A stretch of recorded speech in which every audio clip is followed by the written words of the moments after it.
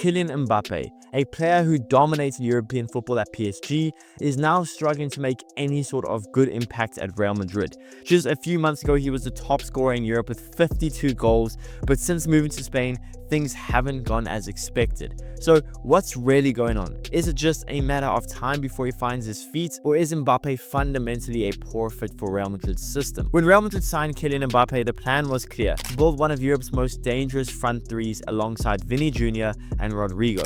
But instead of fireworks, the start has been extremely underwhelming. Despite flashes of brilliance, including a goal in his competitive debut against Atalanta, he's struggling to deliver consistently, leaving fans and even pundits questioning whether Madrid made the right move. At PSG, Kylian Mbappé was unstoppable. The 23-24 season saw him score 52 goals across all competitions, the highest in Europe. Whether it was in Liga or in the Champions League, Mbappé thrived as PSG's focal point. With the entire system built around his explosive pace, dribbling and finishing, he was given the freedom to roam, exploit spaces and attack defenders without having to worry about strict positional play. And also the fact that it was Liga, which is a lower level league compared to La Liga, well, it also inflated Mbappé and inflated his numbers. But since his move to Real Madrid, this dominance has yet to translate even a little bit. In his first 3 La Liga games, Mbappé failed to make a significant impact against teams that were expected to be quote-unquote easy opponents. Then in the next 4 matches, he scored 5 goals, but 3 of those goals came from penalties, raising concerns about his effectiveness in open play with this Real Madrid team. One of the most telling signs of his struggles, well, Mbappé was caught offside 8 times in a single game, that game being the El Clasico, a statistic that highlights more than just poor timing. It reflects a player who is still adjusting to the tactical nuances and slower build-up of La Liga compared to the more open and transition-heavy style of Ligue 1. For a player who's used to thriving in space, adapting to the compact, defensively disciplined nature of Spanish football has been a challenge for Mbappé. One of Mbappe's biggest issues that he faces at Real Madrid right now is his positional conflict with Vinícius Jr. and even to some extent Rodrygo. Mbappe's preferred position has always been on the left wing. It's where he made his name at Monaco, where he dominated at PSG, and even showcased his best moments for France at the left wing position. But at Real Madrid, well, that position is already occupied by arguably the best player in the world, arguably the team's most important player over the past few seasons, in Vinícius Jr. Vinícius Jr. isn't just a good player, he's been in red-hot form for a couple of seasons now, consistently delivering goals and assists and match-winning performances from the left-hand side. So for Carlo Ancelotti, benching or shifting Vinícius Jr. to accommodate Mbappé, well, it's never really quite been an option. And this has forced Mbappé to play as a central forward, a position that doesn't maximize his strengths. Unlike someone like Erling Haaland, who thrives as a traditional number 9, Mbappé lacks the physicality to hold up play through La Liga's defenders, and those are just La Liga defenders. His game is built on speed, quick dribbles and attacking from wide positions, not being a target man or battling in crowded central positions. So there already is a fundamental issue that is going to be an issue going forward. And now we did see Ancelotti temporarily fix it against Leganés when he played Vinny down the middle with Mbappé on the left hand side, and I actually think that suited Vinny quite fine. It suited Mbappé quite fine, but I don't think that's a long-term solution. Another problem, I already touched on this, but his offside positioning. Mbappé is frequently caught ahead of the defensive line, often misreading when to make his runs.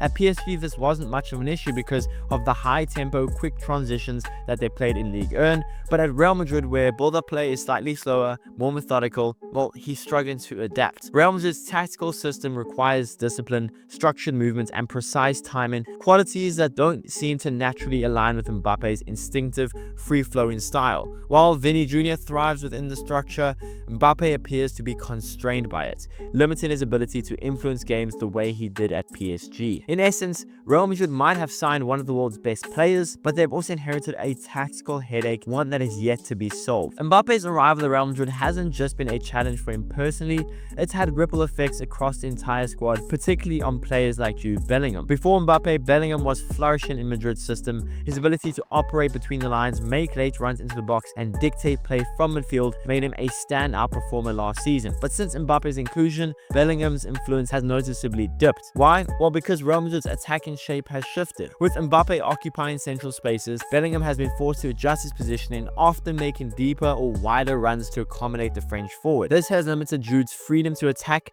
and reduced the attacking threat that Jude once posed. In essence, the arrival of Mbappe has disrupted a system that was already working fine. I mean, they just won a Champions League, and it's forced key players to adapt rather than allow the key players to thrive in their established roles. Rodrygo too, like I mentioned earlier, has seen his performances impacted. Once a reliable option on the right flank, he now finds himself in a more isolated role on the right hand side with fewer chances to link up effectively with either Vini or Bellingham. The chemistry that Madrid's front line has developed over the last season has fragmented as the team struggles to integrate Mbappe's skill sets without sacrificing the effectiveness of others. Even the defense has felt somewhat pressure. Real Madrid's shape has occasionally been unbalanced, leaving the midfield exposed and forcing defenders into more one-on-one situations. As we all know, Mbappe isn't the biggest fan of tracking back, neither is Vini Jr, but Vini Jr does it far more than someone like Kylian Mbappé does. While Mbappe's individual talent is undeniable, even right now, his integration has come at a cost of team cohesion, a dynamic that Ancelotti is still working to resolve. For a player like Kylian Mbappé, adjusting to a new club isn't just about tactical fit, it's a mental challenge.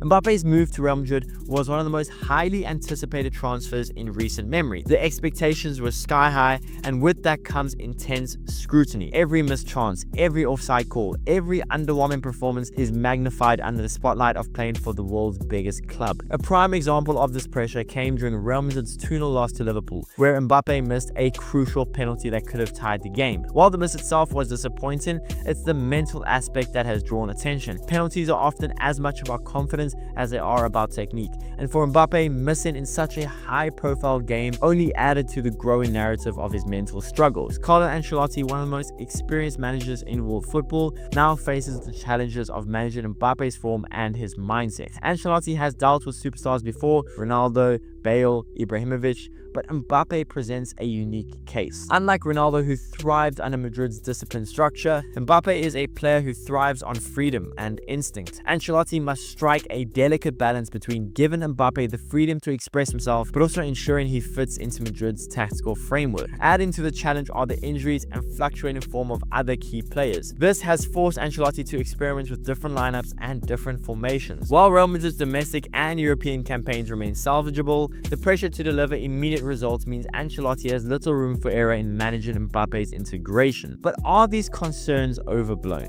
Despite the early struggles, it's important to ask this question. Modern football is notoriously impatient. A few underwhelming performances can quickly spiral into a full-blown crisis narrative.